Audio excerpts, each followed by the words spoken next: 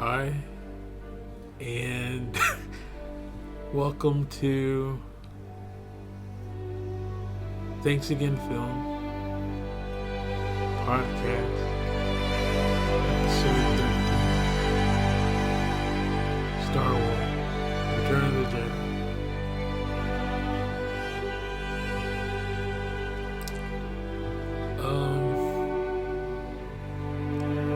I haven't figured it out yet.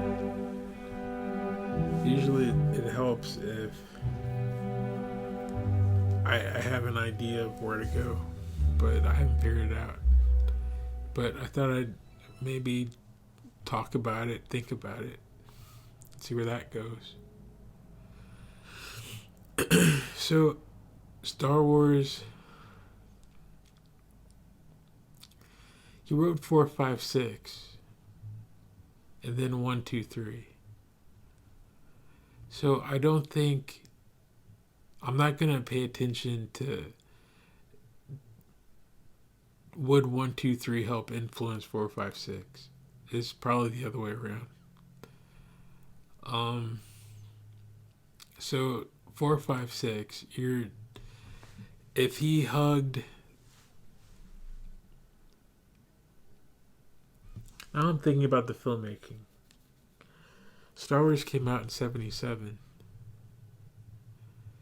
And Empire was, I think, 1980. 81. And Return of the Jedi didn't come along till 83.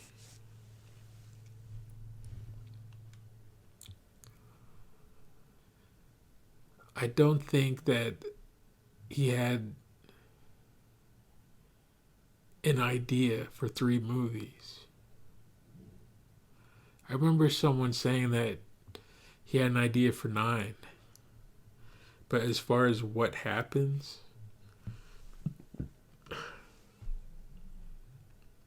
I don't think so. So by the time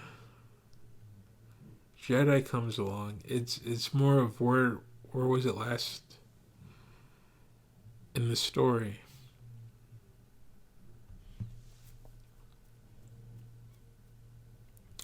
He didn't want to direct this one. And neither did Kirshner.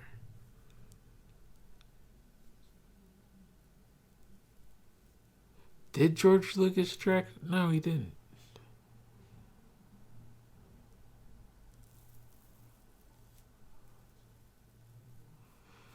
I remember a lot.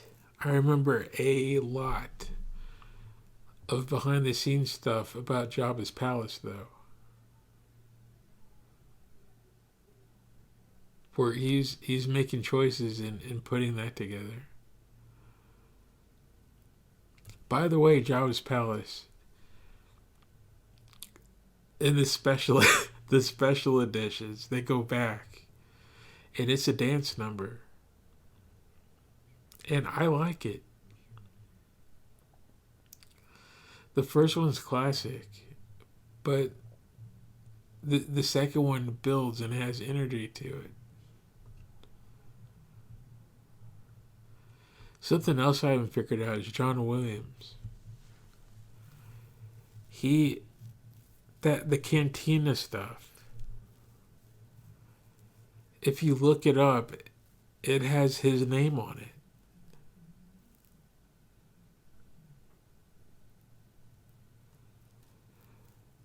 That da da da da da.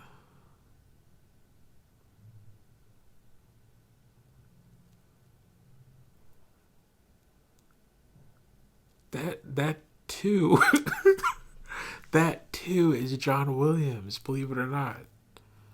That craziness.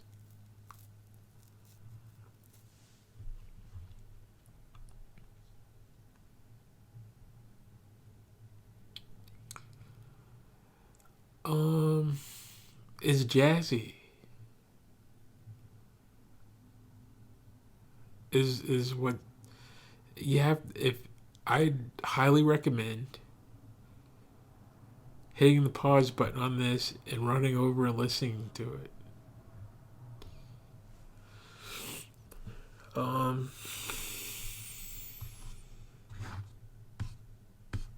I like Jabba. Jabba makes me laugh out loud. And it's a kind of it's a treat to listen to him. There's no other character that sounds like that. It's no other character that I can think of is that theatrical where it's like,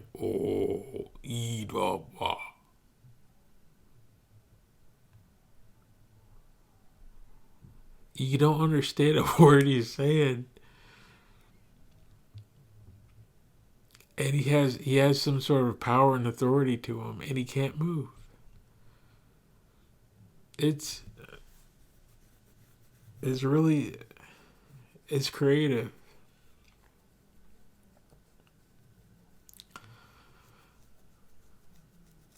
There's a charisma with Jabba. That scene, what happens in the story is that Han is captured. Jabba shows up in episode 4. Jabba was originally meant to show up in episode 4 and give Han the business right before he's like, everyone, this is the ship. They go to the hangar and Han is like, this is the ship, and not so fast. Jabba's there saying, you owe me money. And he starts fast talking. He's a cool character. And then Jabba shows up and he's like, not so fast, Jabba. I can figure it out for you.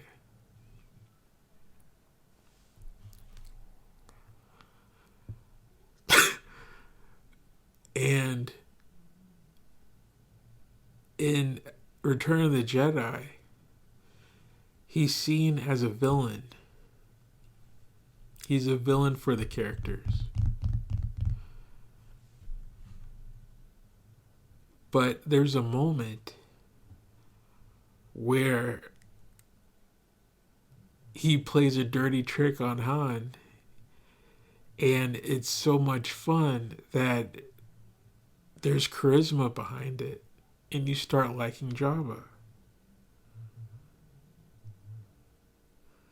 And then Luke shows up, and he plays a dirty trick on Luke, and it's amusing to watch him struggle.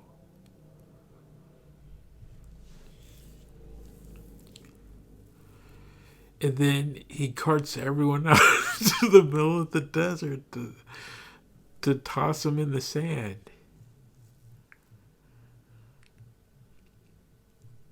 He's like, I've had enough. I'm going to get rid of these people. Everybody hop on the boat. We're going to go take a trip.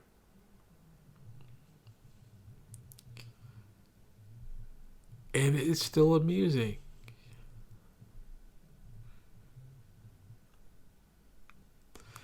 Jabba, I'm going over this because it's I don't know, it has something to do with the storytelling. It has to mean something. He did the same thing in episode 3, where there's an adventure to be had. And that adventure is like a little short film that could take up an entire hour. But what it has to say needs 20 minutes maybe?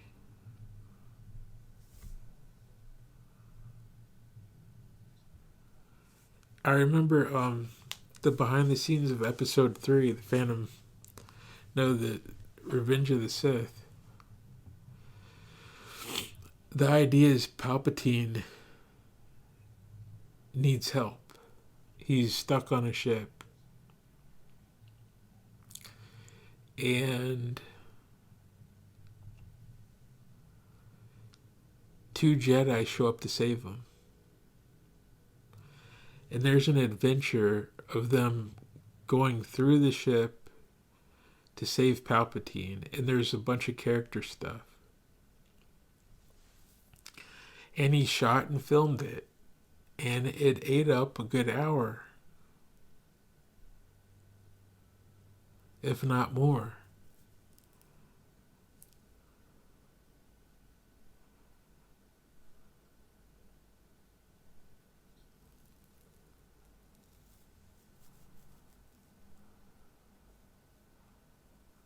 Adventure films have those introductory, hi, this is the hero where we last left off. And those scenes last 5 minutes.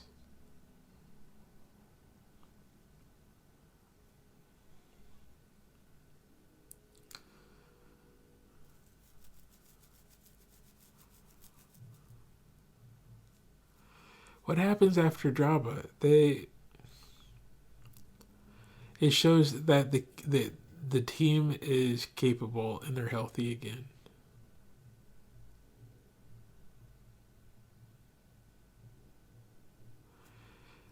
And they have jobs to do. There's another Death Star.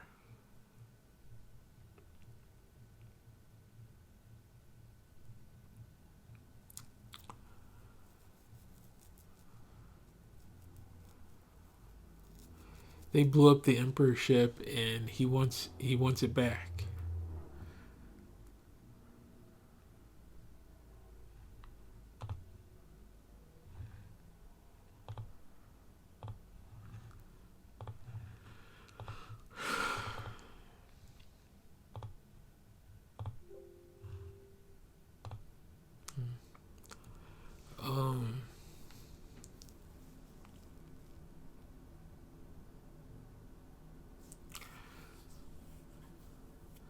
It's difficult to be a hero.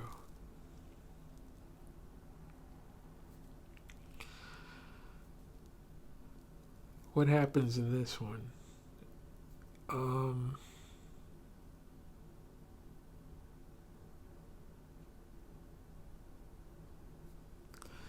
How does this one involve the hero's journey?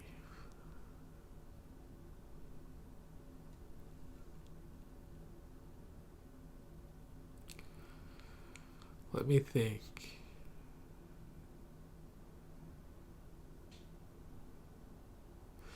Who's the main character? This film, it splits up again. There's Luke and then there's everyone else.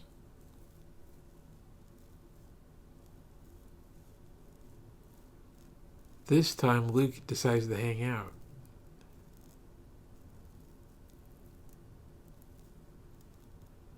Luke decides to hang out in this movie. Up until the point where he can't.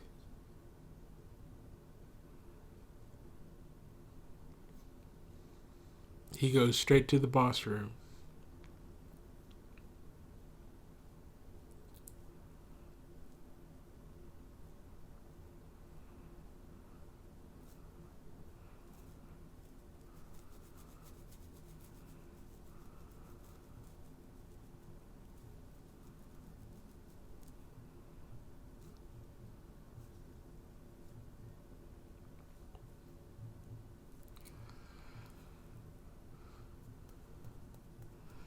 It's something to think about.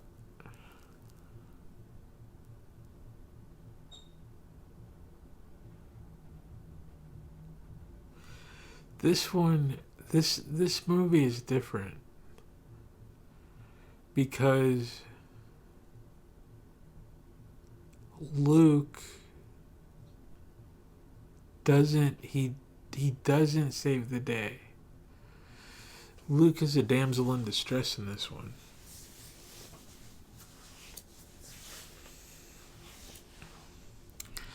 I forgot. This is the one that solves all of the Chosen One business. But I thought Anakin was the Chosen One. No, Luke is.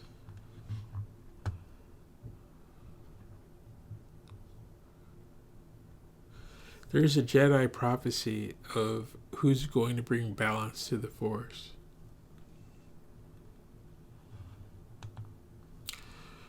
Who who can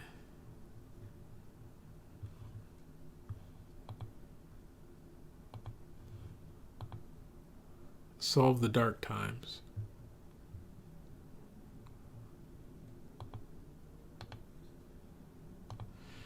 Which is a big Jedi problem. There's a Jedi, and then there's the rule of two, which goes back to the Bane book. There once were a lot of Sith. If you go over, what do you call it? Star Wars The Old Republic? There was a planet. The Sith were a race of people.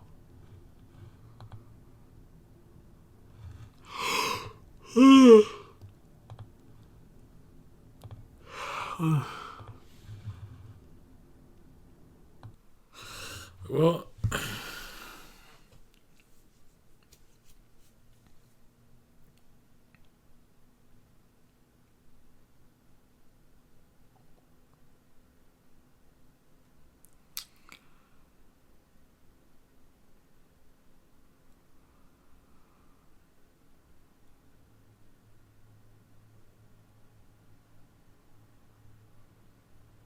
I don't know. When thinking of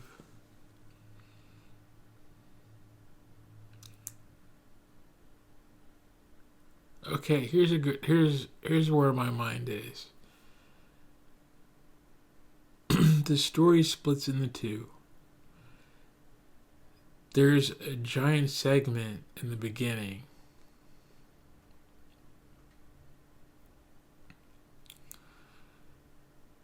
that mirrors episode 3.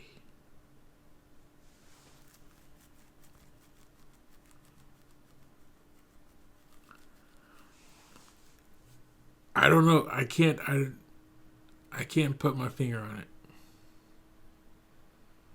If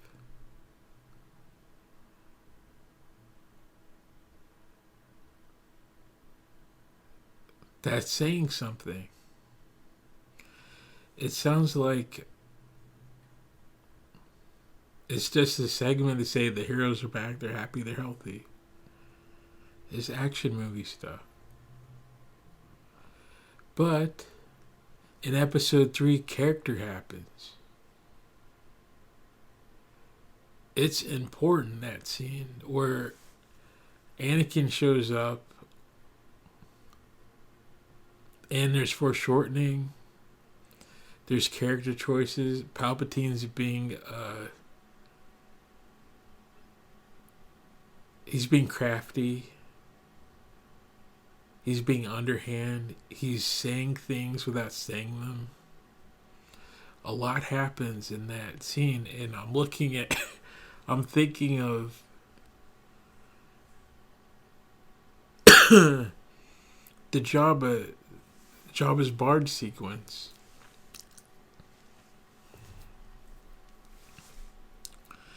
And what happens is Han reconnects with Leia. She shows up to save him. Luke is in peril more than once. But Luke's Jedi training is shown off. And there's hero music and everything.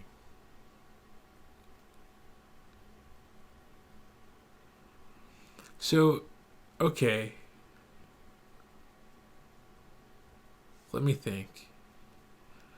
Han, that scene, or the Sarlacc pit, Han is in danger of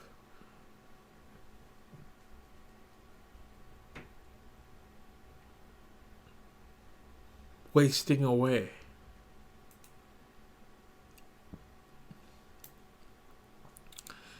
In carbonite Carbonite is equal to Sarlacc pit because Boba Fett goes in and he likes to put people in carbonite. So it's some sort of fitting. The villain gets his just deserves.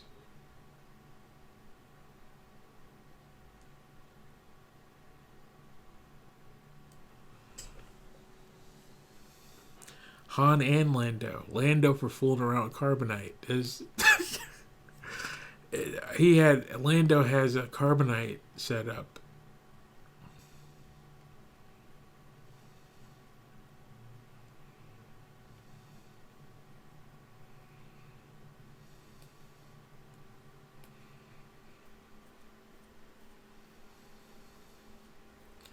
They're in danger of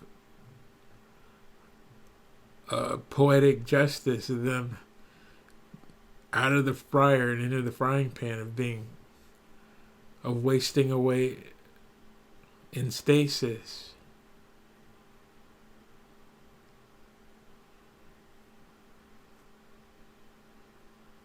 Or maybe there's something to be said about that. Smugglers helping themselves and not. Those two are gamblers. They're out to help themselves.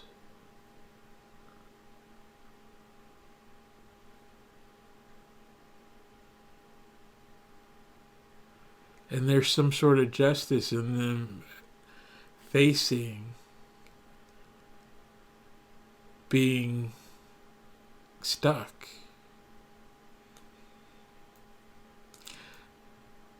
Han is also blind. He's blind to everything that's happening. I don't know. I've always liked the barge scene because of Princess Leia. It's not what she was wearing. Although the behind the scenes are amazing. No, there's a moment that makes me laugh. It used to make me laugh when I'd watch Return of the Jedi. And that's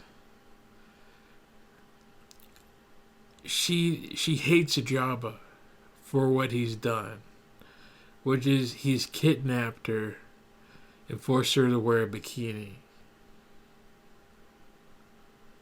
as a slave. Her job at the palace was to be a slave. It lasted for a day. Half a day.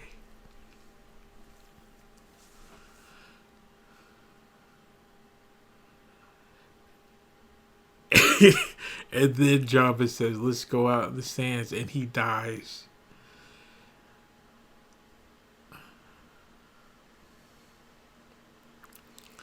It's really interesting. But what used to make me laugh about that scene is everyone's outside about to watch an execution. And Jabba's inside the barge with the window slats open. He's gonna watch from safety and comfort. And it happens when the heroes attack. They say, okay, these goons have had it. And it's how many people? It's Han, Chewie, Lando, Luke, and R2.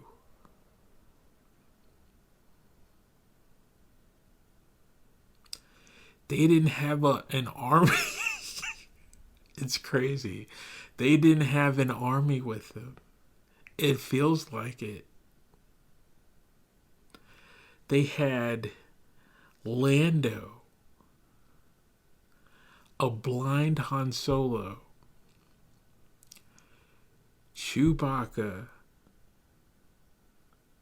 Luke, and a robot.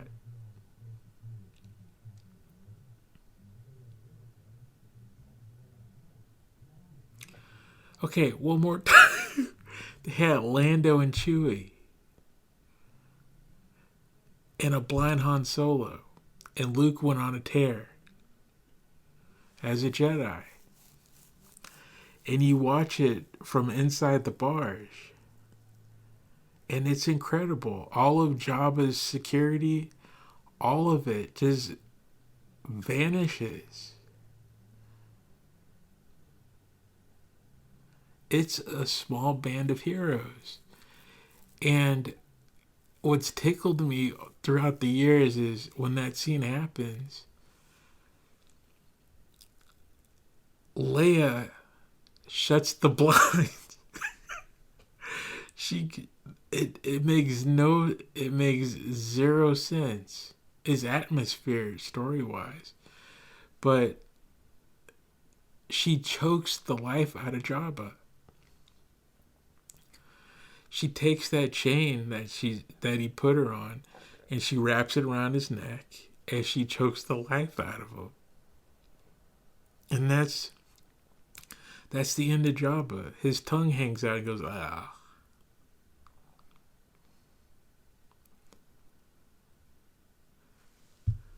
But before she does it, she shuts the Venetian blinds. And it makes me laugh every time. I don't understand it.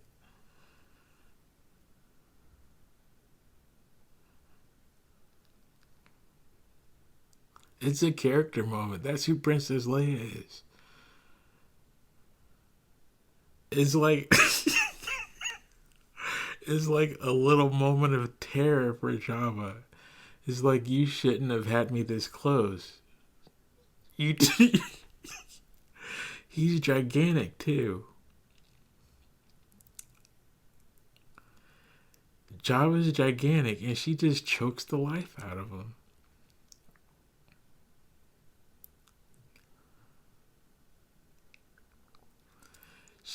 She puts a boot right in his chest. It tickles me. I don't know.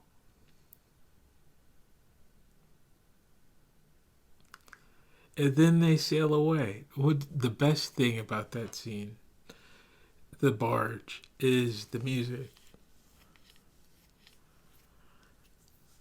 There's a trumpet.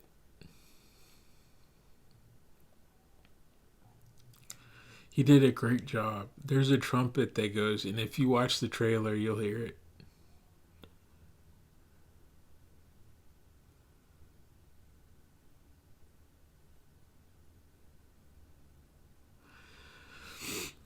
So, what's the gain from that is, I don't know, Luke got to be a hero.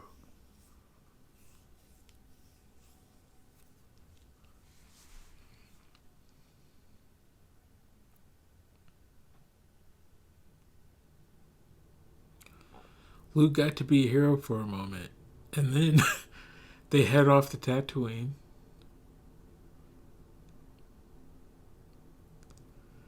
And he gets to hang out with his friends for a while.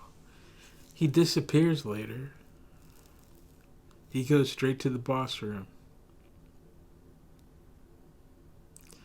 And then the special stuff happens, where Star Wars fans start scratching their heads. Because it makes you wonder, who is the chosen one?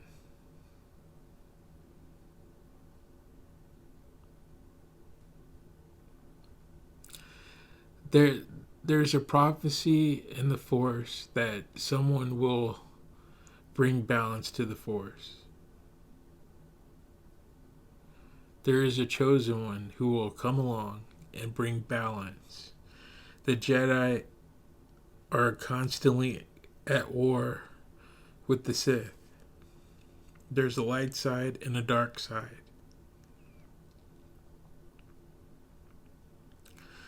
And to take a step back, I'm wondering if he's saying that the Jedi they're monks, they're wizards, but they're focused on more than keeping the peace. there's a way of life that they're looking for. I if that's what the prophecy is talking about, I don't know. This is the first time thinking about it, where possibly a person isn't functioning in their shadow or trying to be high-minded. And come to think of it, in Star Wars Rebels, they started to explore that, and I hated it.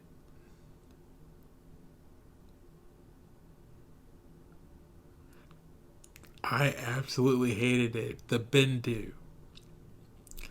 They brought forth a character who is neither light side or dark side and operates in the Force.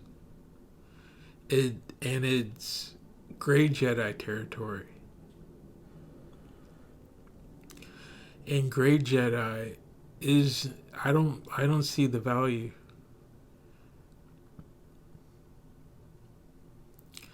I think that's what happened to Ahsoka. But she's dealing with rejection. I think Ahsoka isn't really a gray Jedi. I think that she saw a problem and saw that the business was about to shut down and had to adjust. There are actual characters who are what do you call it?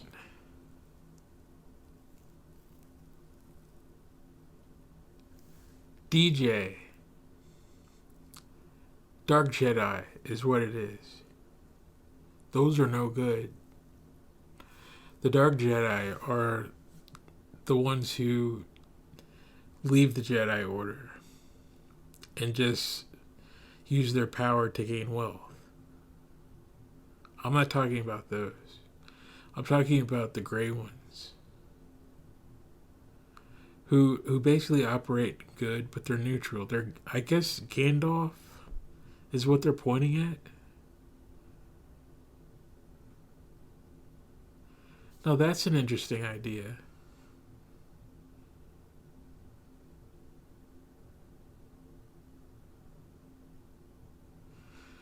There's Gandalf. She has a staff.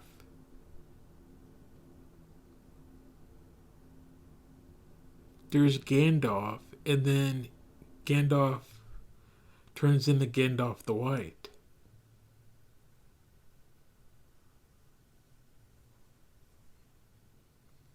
But before that, he's part of Middle Earth.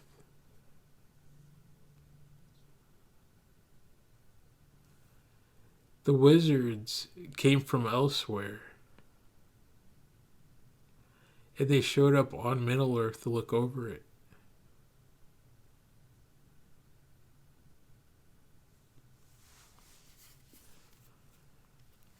I think that's what Ahsoka, the stance that she's taking, is that she's not functioning part of government.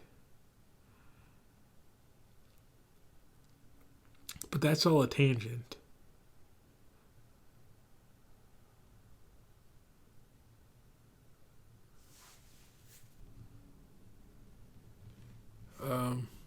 The Chosen One. I'm trying to figure it out. So I'm going to repeat myself, likely. The Chosen One was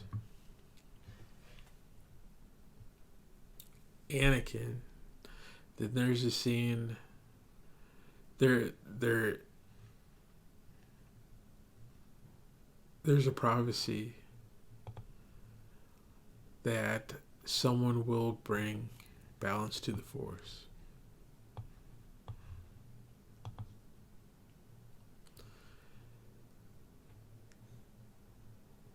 The rule of two is what the Jedi keep dealing with.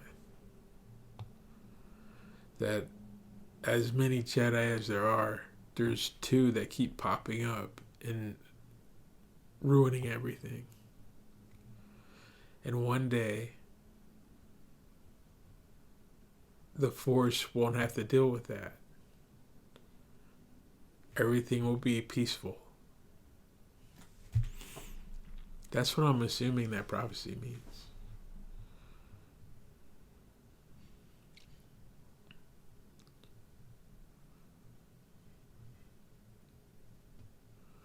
But then if you get into it,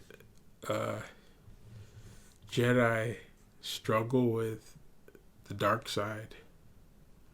If you watch the Clone Wars, they're constantly struggling about the decisions that they have to make.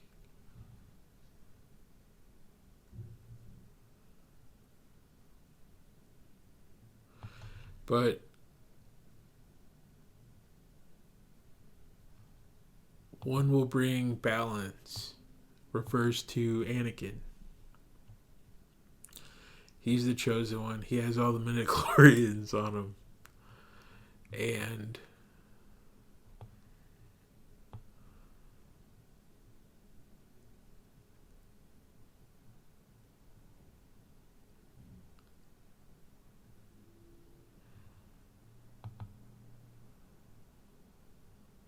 then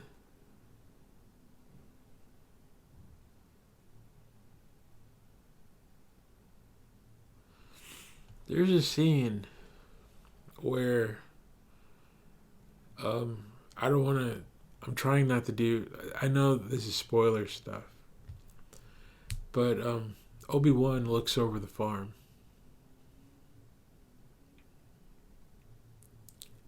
and he points towards Luke being the chosen one, or saying there is another.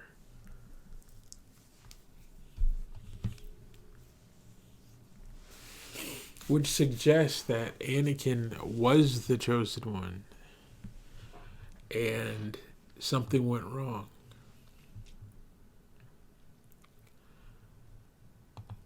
I mean, he thinks so. There's that scene where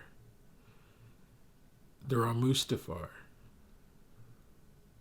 You were supposed to bring balance. So in Obi-Wan's mind, they got the prophecy wrong, and it's Luke.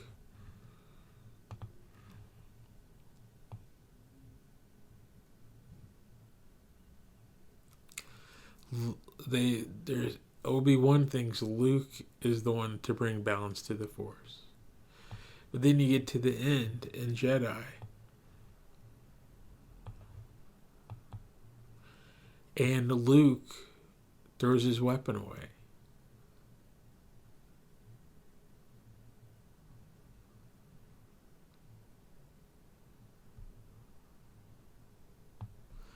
So in that moment, is he bringing balance to the Force?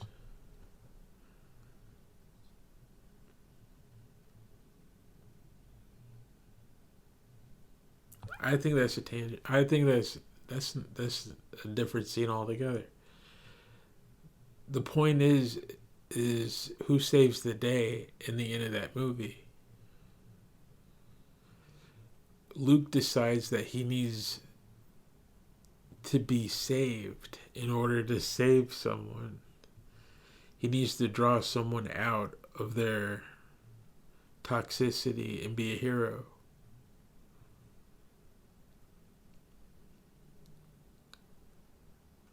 And in doing that,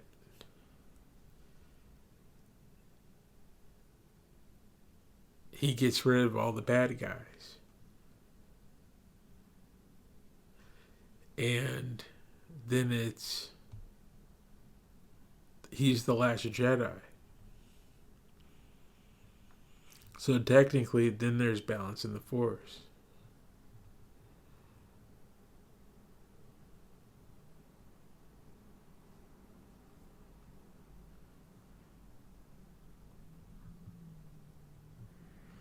I'm trying to think, but there isn't.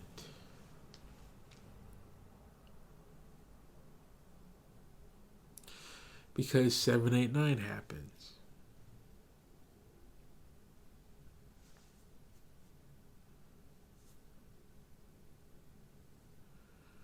There's still dark side users running around. And the nature of the lore suggests that there will always be light side, dark side. It's talking about people's shadows and egos and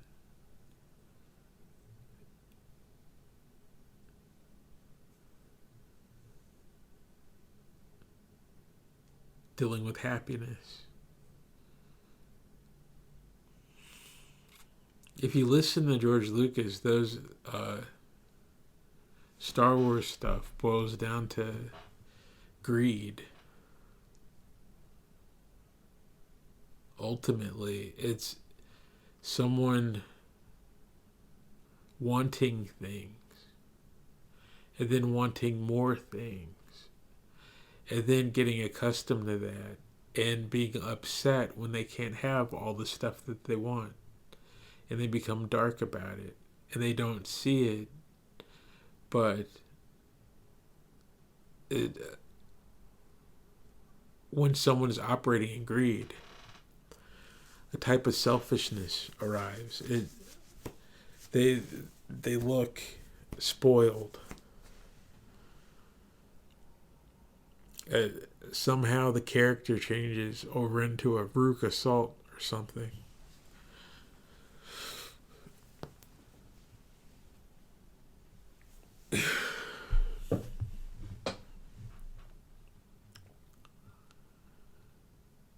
Is there a peaceful... I'm trying to think. Is there a peaceful, happy, greedy person?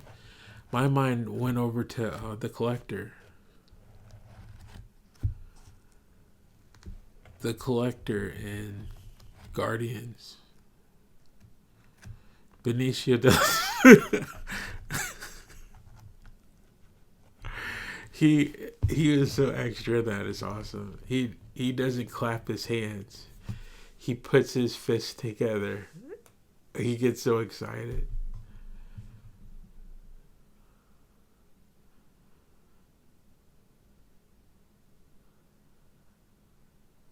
He's a museum curator.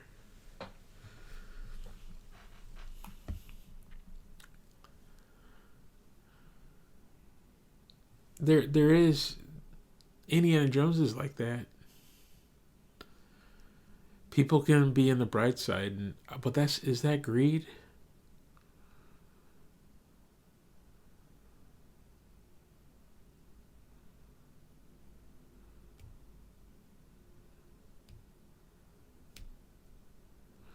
That's not greed. That's preservation. That's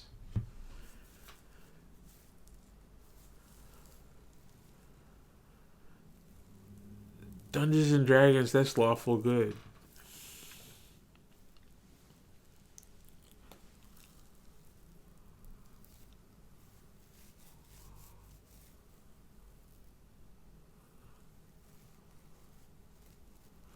No, I'm talking on.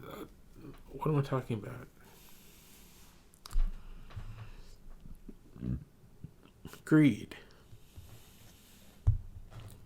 How does that? That's the nature of the dark.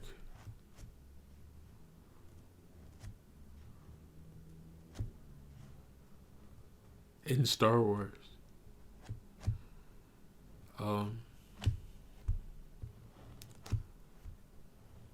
What is episode 5, 6? What is episode 6 about? Try and tell me.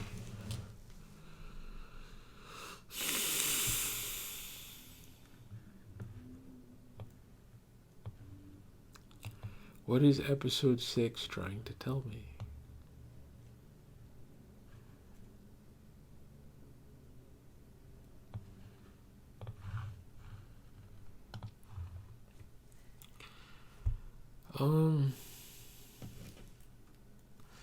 Near the end of the movie, there's two camps.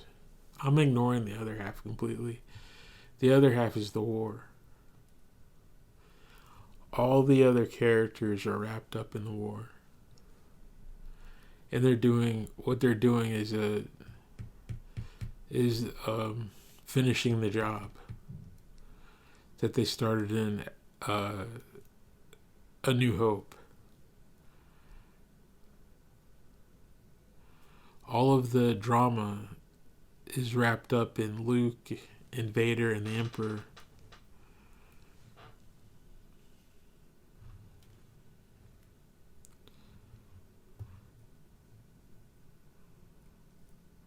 Luke, okay,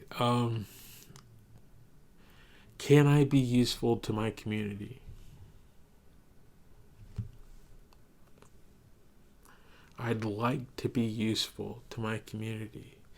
Be useful to your community.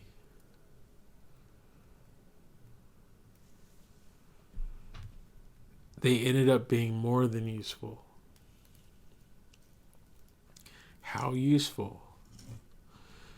The next movie is it difficult to be a hero?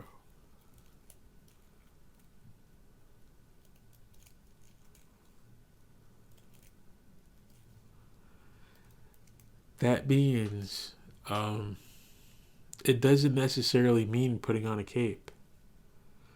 The movie starts with the rescue. That's firefighter stuff.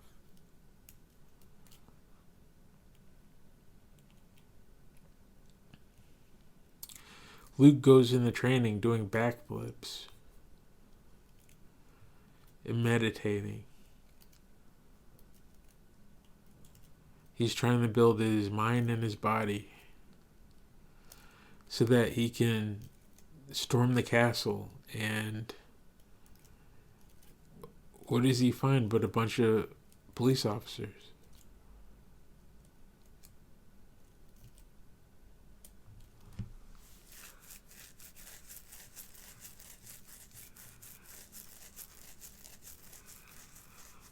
So I guess I don't think that's saying cops are robbers. I think let's be positive. I think that's saying, can he be more effective as a hero than the police officers, than the troopers, the military? Can Luke as a person do things that the government can't?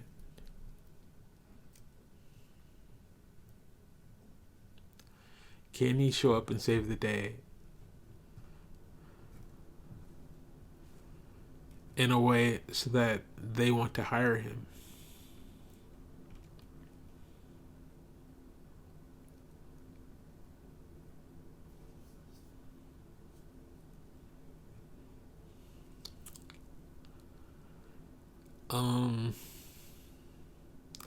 The answer is no. Luke loses and goes to the hospital. Luke is sent to the hospital at the end of the movie.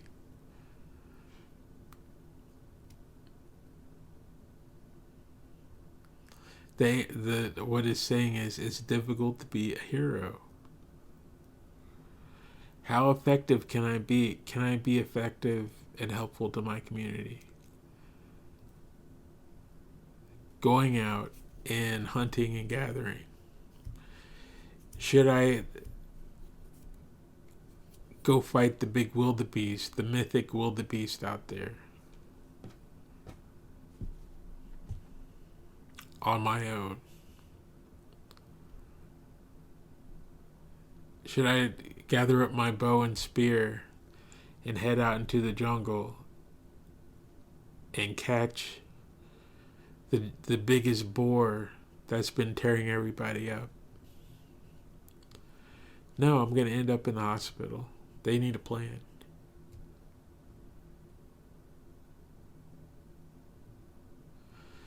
Third movie.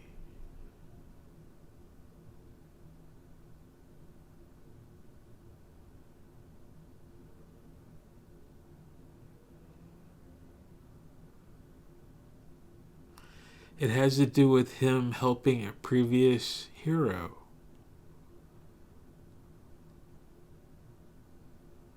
a previous hero, a previous generation. All the Jedi are gone.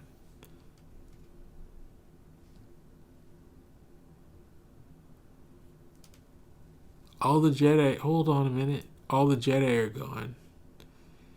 And he walks over and dusts one off. He brushes all the dark off it and holds him up.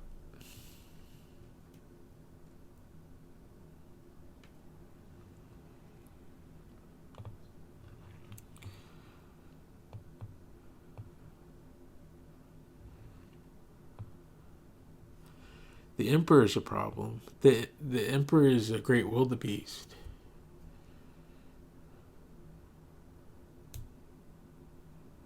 He's a mythic. What do you call it? A Jabberwocky?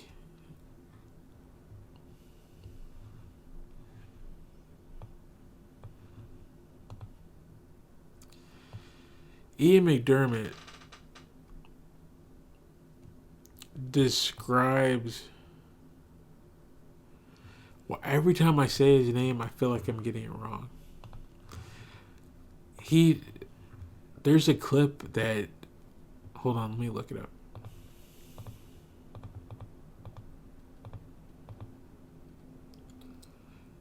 Darmid.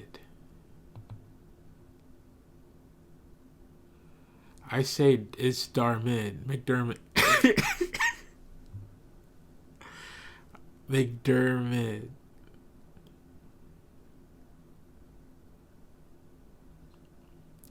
I say it too fast. I'm playing around with it. When you appreciate people, that happens. A shorthand. But he plays Palpatine. And there's a clip that he did at Star Wars Celebration that I go over constantly. Not constantly, but every time Celebration comes around, I end up watching it again. And it's Shakespeare. It's Palpatine Palpatine doing Shakespeare. And I wish Lucasfilm would do that. I wish they would accept that book, those 3 books. And put some sort of stage play out. Just like National Theater. Or I don't know, even something on YouTube. But him reading it is amazing. He says they changed the dialogue completely, and he says something like, to wound thee, to hurt thee. And to hear Palpatine talk like that, it shows the character off. But he's the big bad guy. Previously, he wasn't facing Palpatine. Palpatine doesn't show up at all in the series.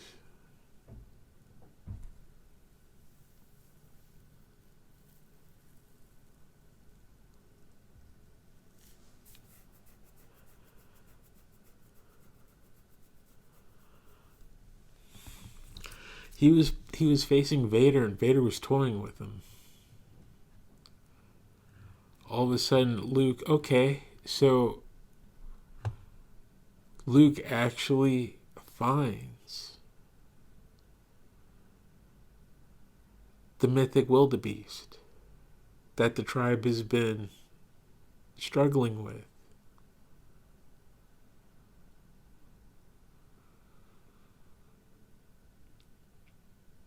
They gathered a hunting party and went out into the forest.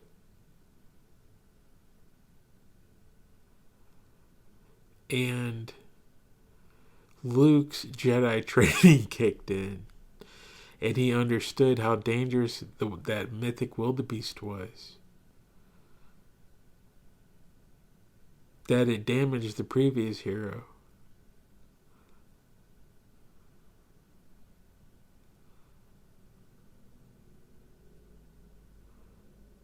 So he separated.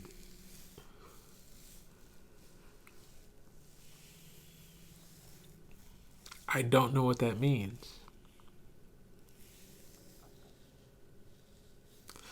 What about the other group then? If they're in the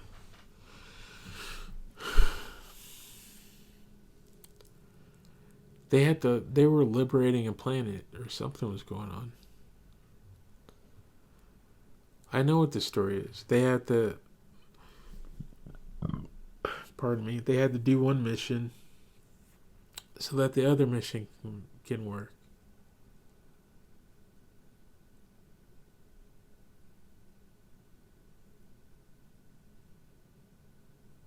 There was work to do. Okay, so they're all on. So Luke is not that Luke separated himself. Is Luke became bait.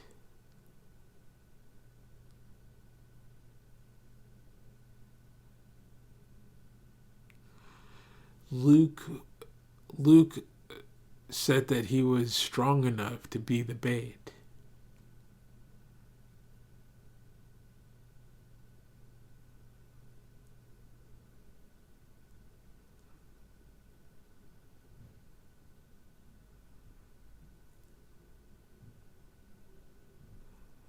Huh.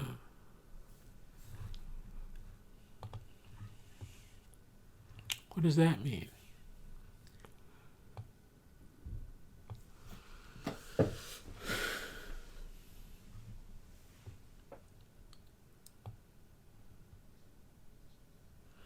So the message of the story is that um, there's something about I don't the word glory pops up, but ego. There's something about the ego of wanting to. In the first movie, he's up on the podium with Han Solo. Chewbacca deserved a medal too. Princess Leia was handing him out. If I remember, she might have had one on. I don't remember.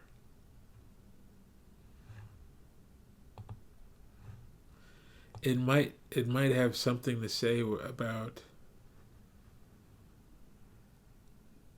people looking to stand on that podium by themselves.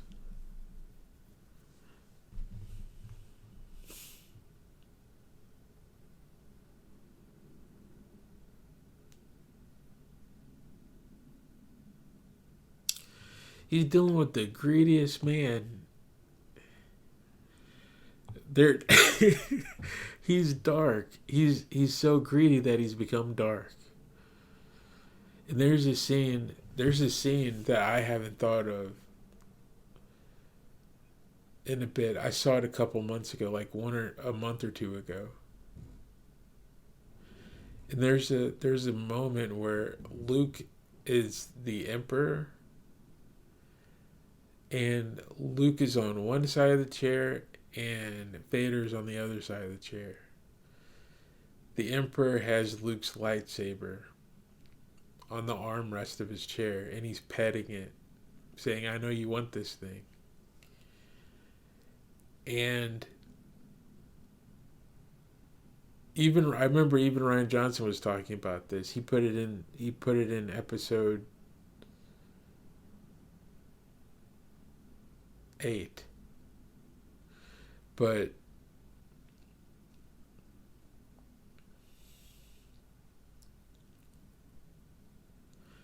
the moment is Luke goes for his lightsaber. Luke says, "Okay, enough of this. I'm going to be the hero." And he uses the Force, snatches his lightsaber, and he spins to cut the Emperor down.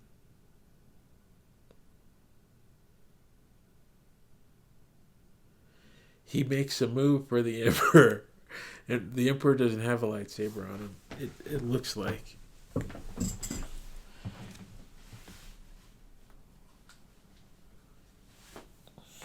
The Emperor.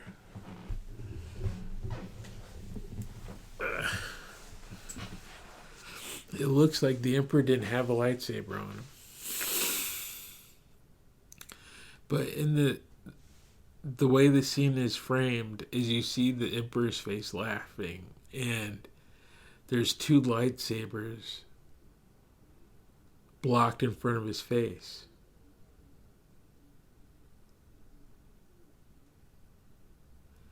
And I forgot what it was. There's someone said that the arrangement of the lightsabers wasn't what you thought, where Vader's lightsaber got there first and he's blocking Luke's lightsaber going through.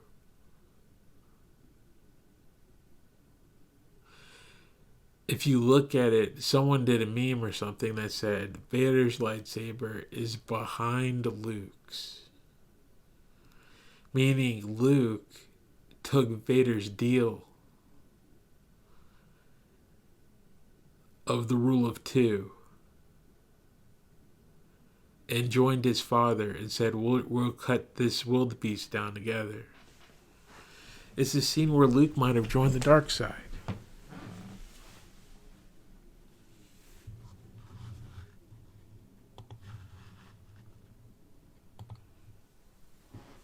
It's interesting. Is that scene Luke being blocked from cutting down the Emperor, or is that scene him joining the dark side?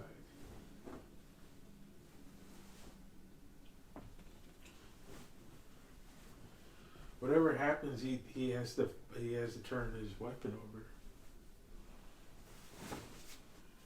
The Emperor laughs, which means that he might have done a force block on both of them, which is what happens in episode 7 that's so interesting. Is when Kylo Ren does that force freeze. That was such a surprise.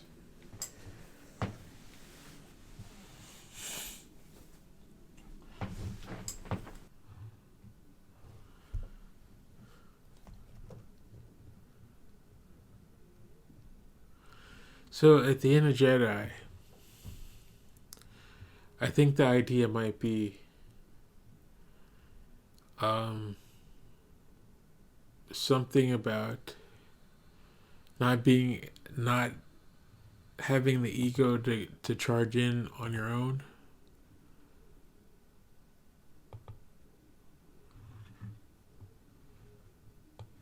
To do things by yourself.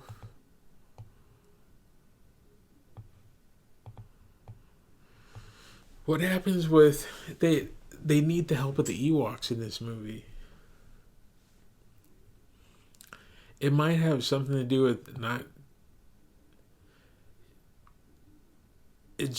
movie starts out and you see this small group of heroes who are so amazing that they can take down a hut.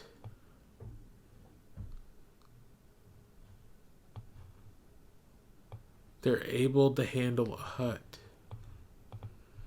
And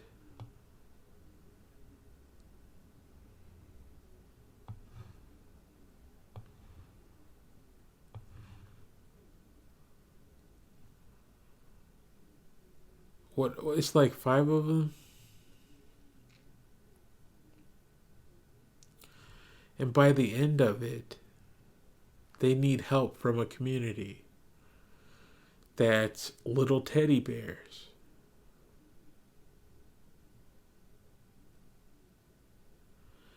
So this movie has to be saying something about being too big for your britches on some level. It has to be about the ego.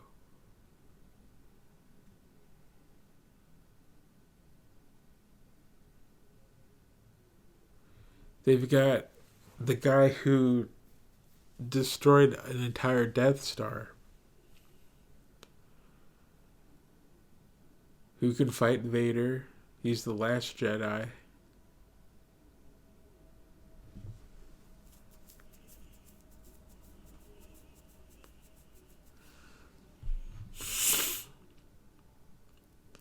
He's getting help from past Dawn Jedi, where he can talk to them. Which is basically him being able to transcend life and death. Not a great power.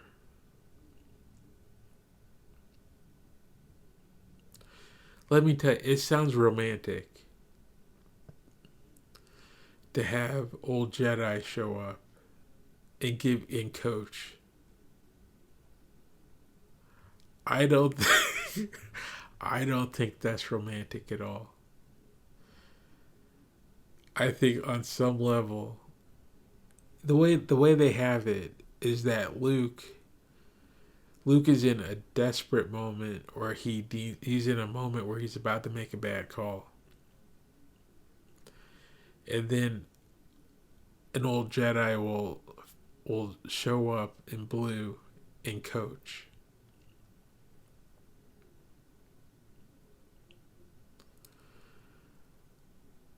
That's not what John Edwards has. I don't think.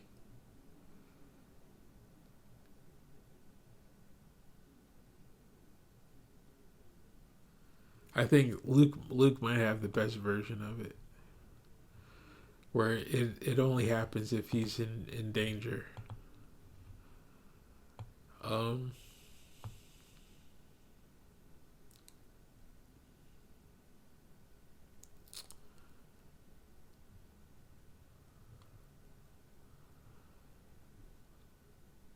so they the heroes need help. Is it difficult being a hero?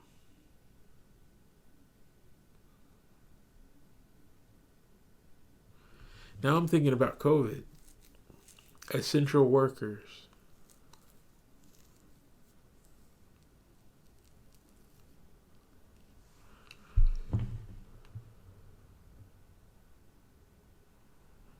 Back in COVID, essential workers were the hero, everyone's hero. The world ran out of toilet paper.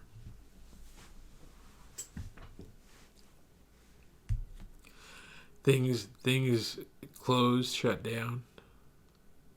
People ordered out if they could afford it.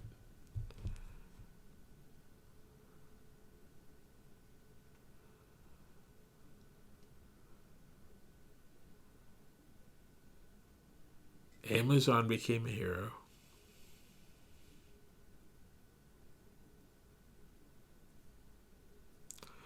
All those Amazon workers.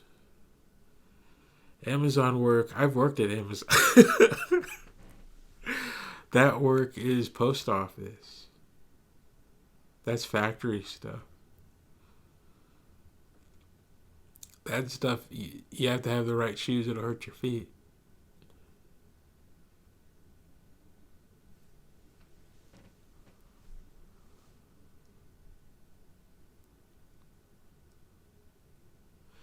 The movie has to be saying something about needing others.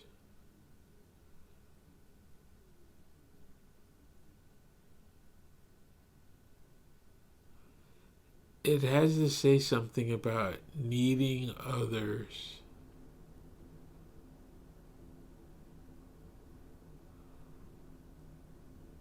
To save the day.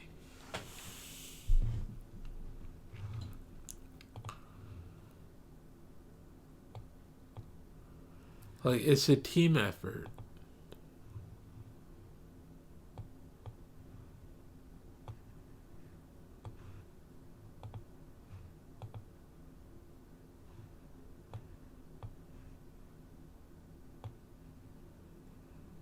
Dark problems have to be a team effort or something.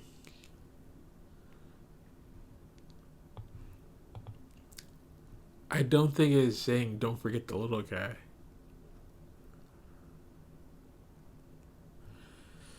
It's wrapped up in that ending of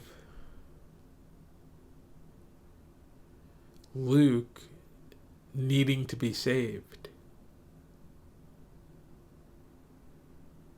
It could just mean sometimes even the hero needs saving.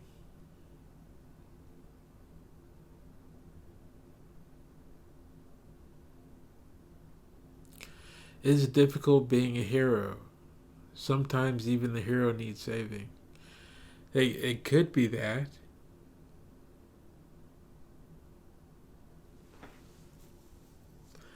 Episode 4 is a movie.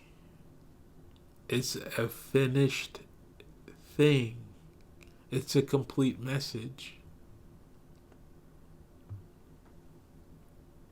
What was it?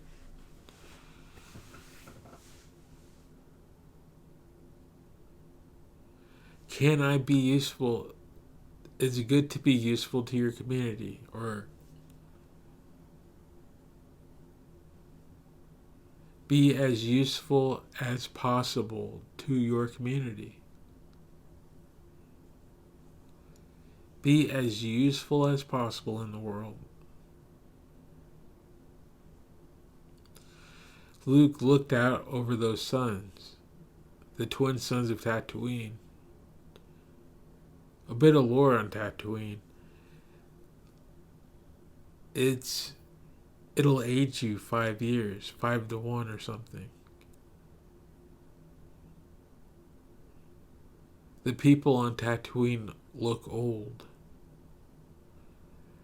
under the sun. It'll rob you.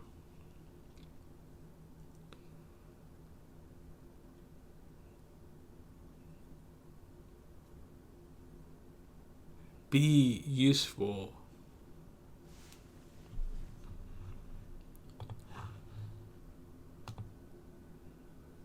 Be useful. The next movie is tough being a hero.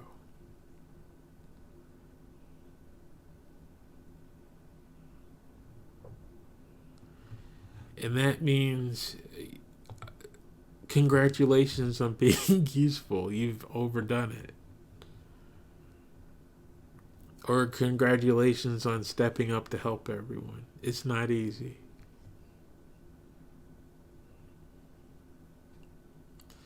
The policemen, the firefighters, hospital workers, surgeons,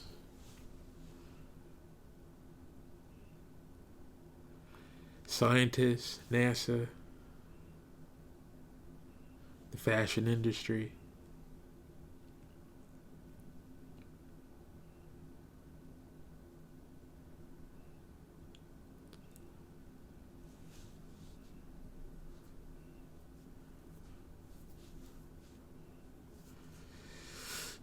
Artists, keeping everybody warm at night.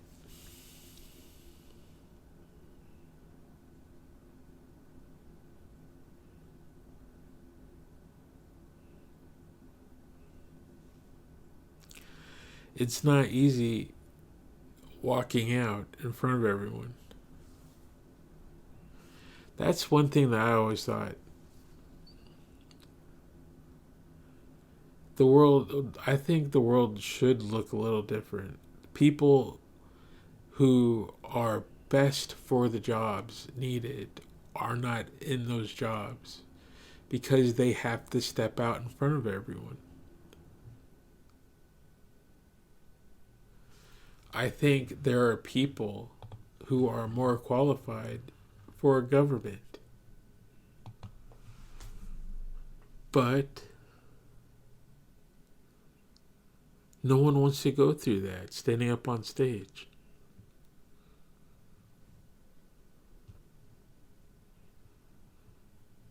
I think if they dialed back politics to the point where it's like, who's the mayor in such and such town in America? This is like local politics or overseas.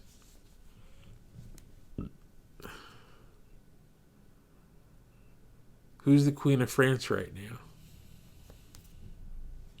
Most Americans don't know. If politics was like that, where they actually looked at the population and they found exactly who could handle the information best.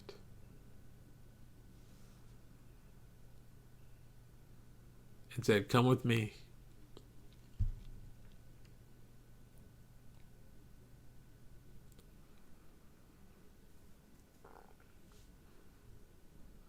The hunter-gatherers come back home after a dangerous hunt and they see someone just playing around with the bow and arrow, shooting acorns off of somebody's nose.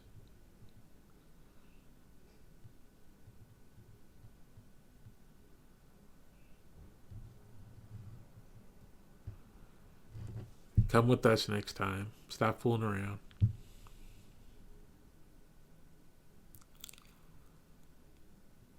I think that's where Luke was. Hats off to Uncle Owen and Aunt Beru. They raised a Jedi.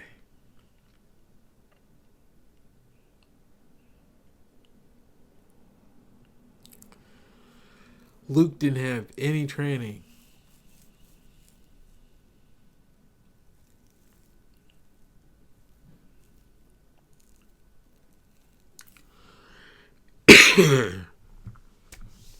He had zero training.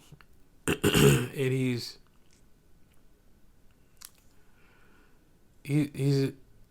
instantly fantastic.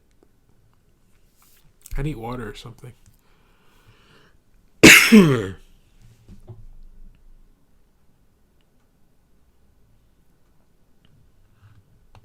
It takes a village.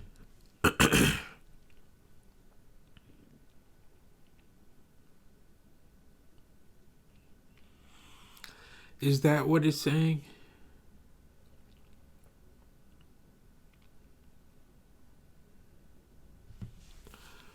To get rid of... I'm focused on the throne room. It takes a village sometimes. It takes...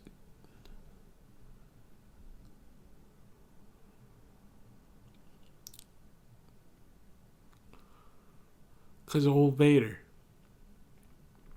Anakin.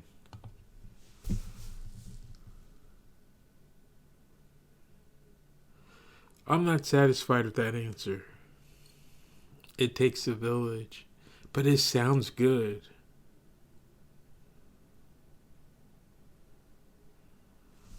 Hold on, let me look it up.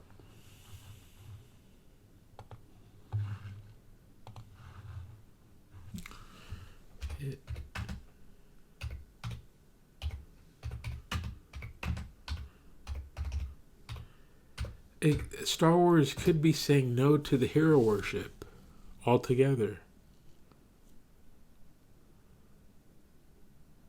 Being a hero is difficult. It could be saying no to hero worship. It leads to someone puffing their chest out and having ego and getting dark. All of Star Wars could be saying it takes a village to get things done. That's interesting. It takes a village is a proverb, meaning a child's upbringing requires the support and care of an entire community, not just parents, emphasizing teamwork and collective responsibility for healthy development. Originating from African tradition, but popularized globally, notably by Hillary.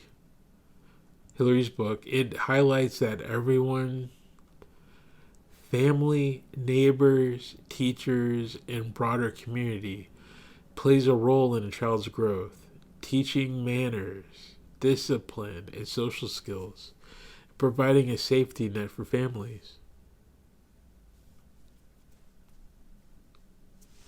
Meaning and origin. Hold on.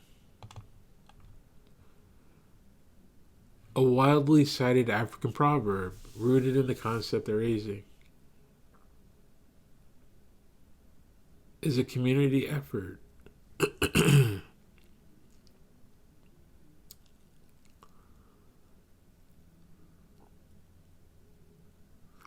When you're dealing with a problem that is the darkest villain ever, it takes a village. The world does not need a hero. Luke needed his dad.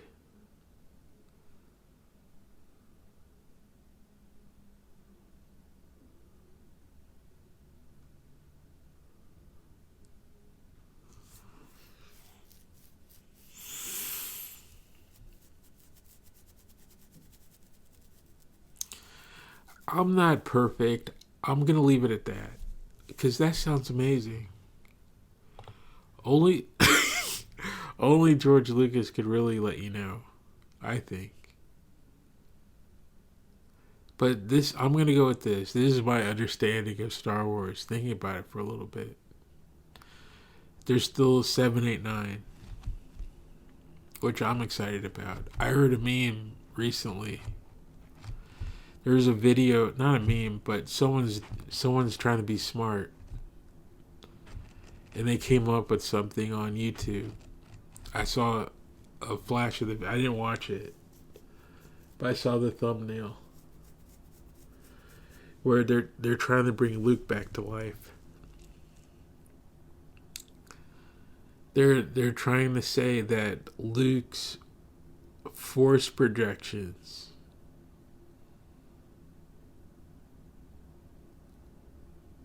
I didn't watch the video, but what it suggests is that Luke is playing around with everyone. And that when you think he's dead, he's actually just playing around with force projections. Luke will show up as a glowy figure and sit at home and sip a soda.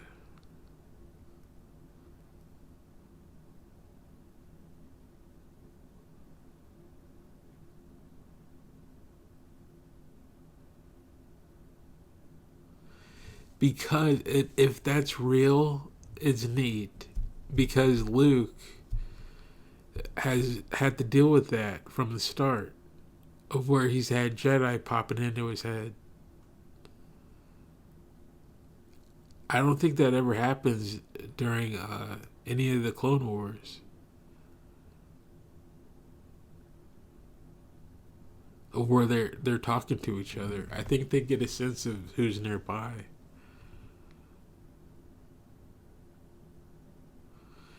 The Passed On ones, there are a couple episodes where they're talking to ghosts.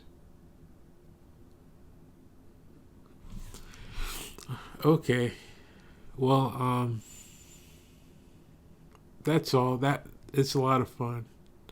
This went on longer than I expected. When I was at the 5-10 minute mark, I looked at it and I said, "Oh no."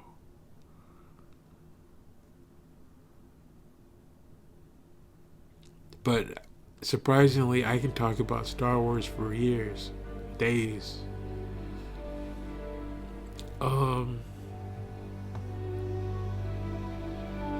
Okay, thank you for listening. Be well.